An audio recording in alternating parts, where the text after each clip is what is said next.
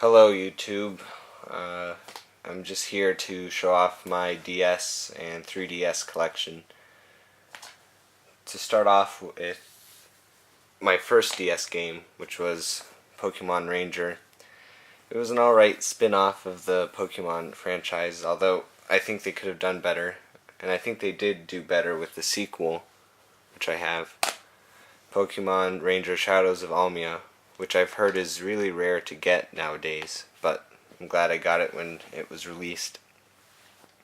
And I'm also a Pokemon fanatic, so I have probably all the Pokemon games on the DS, or all the generations, like Pokemon Diamond, Pokemon Soul Silver, Pokemon Platinum, and Pokemon White, which I thought wasn't as great as the other generations just because the game didn't really implement any of the past generation Pokemon in the adventure, but it was alright. I also pre-ordered Pokemon Y, which got me a GameStop poster up here. It's pretty cool. It has the region map on one side and then the legendaries on the other. I also have another spin-off, Pokemon Mystery Dungeon games, Blue Rescue Team, and Explorers of Darkness. I have not gotten the Gates to Infinity one, but maybe in the future. So, I also, like any Nintendo DS owner, you probably have tons of Mario games, so I have lots of Mario games like Super Mario 64 DS, which is a pretty good remake. New Super Mario Bros., which was the first New Super Mario Brothers game in the New Super Mario Brothers series. Mario and Luigi Bowser's Inside Story, which I thought, which was my first entry into the Mario and Luigi series, and I loved it. And Mario Party DS, which was an alright port of the Mario Party series. I hope the newer one on the 3DS has online multiplayer and better maps, because these maps are really small. From there, I also have Mario Kart. My brother ripped off the case, which was disappointing. So now I have to live through a black case. But it's alright since I can try to get a replacement for it. So those are all the Mario games that many typical DS owners have. And then I also have Spectre. I don't have the sequel. I thought it was an alright game.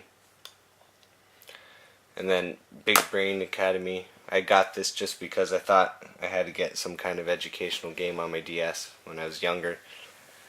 It's alright. I also have Dragon Quest IX. I wish I had friends that had the same Dragon Quest IX game so I could play with them, but alas, I never got a chance to experience the multiplayer feature. I do have Dragon Quest Monsters Joker, which is more of a Pokemon style take on the Dragon Quest series, and I prefer Dragon Quest Monsters. I liked it. I do not have the sequel. I should get that as well. An interesting game that I got at GameStop for $10, and it seemed interesting, was Scourge Hive. I think it was really underrated back in the day. It's like a Metroid style shooter. I would recommend it if you can find it for cheap.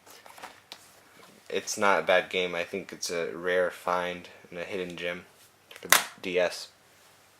And like most RPG fans, I think most people would have Chrono Trigger, the port from the original, and I think this is a really great RPG, and it still holds the test of time today. I only have one Professor Layton game from the series, Last Spectre. I haven't played this game mostly because I think I should experience the series from the beginning. So maybe when I get the first game and follow up from there, I can start getting into this one. I found this game for like $5 new at Big Lots, so I thought it was a deal I should not pass up. And Rhythm Heaven is a really great game. Kirby Squeak Squad was one of the first games I got for the DS, and I like it a lot. I think probably other Kirby games would be better, but I think this was great for the time I had with it when I was young. And to follow that, I got Kirby Mass Attack on Amazon for $10 because I thought this game would go rare soon enough, and I wanted to get it before it would be hard to find. And I haven't played it yet, but I want to soon. And so from there, I have Sonic Rush Adventures, which I haven't played yet. It's my brother's, and maybe I'll play it when I have the time. I've heard good things about it. Lock's Quest. It's an interesting story. I wanted to get Populous on the DS, but when I got it, it wasn't as good as the one on the PC that I used to always love. So I returned it, and I saw this game, and I said, what the heck. I played the demo on the Wii service back in the day, and so I picked it up, and I thoroughly enjoyed it. From there, I got Contact. I got this from a friend because we did a trade-off. He gave me Contact, and I gave him Digimon World Dusk. I mainly traded it because I thought Contact would be a really rare game to find, which it kind of is if you try to find it. It's a exquisite game from Atlas. I haven't played it that much. I should. I have Castlevania Portrait of Ruin, which got me into the Castlevania series. I also got Big Bang Mini, which is a really underrated shooter that I think is great. It has a little graphic. This is also another game I got back when I first got my DS. Wario Master of Disguise. I think it's a really good platformer. Maybe not the $30 I paid for, but I think nowadays you can find it on Amazon for maybe $10 to $20. I don't know, but I think it's worth $10 to $20. Not 30, but still, it's a great short game. Another educational game I thought I should get just because I wanted to utilize the capabilities of the DS. Brain Age 2. This is a good game. I think it's better than Big Brain Academy. I think these are really great gems for the DS that haven't been realized and should have been bought. Puzzle Quest and Puzzle Quest 2. I personally prefer Puzzle Quest 1 over 2, mostly because 2 took out some mechanics that I loved in the first one.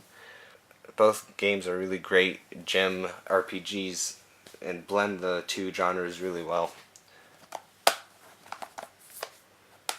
From there, I have a New Zealand story. I don't know why I got this. I think it was like $4 pre-owned. So I just picked it up. It's really bad. And then these games are great Zelda games on the DS. I prefer Spirit Tracks over Phantom Hourglass mostly because the temple in Phantom Hourglass was really that whole time temple that required you to finish a certain floor in a certain amount of time was aggravating. Spirit Tracks fixed that and didn't have the time requirement thing.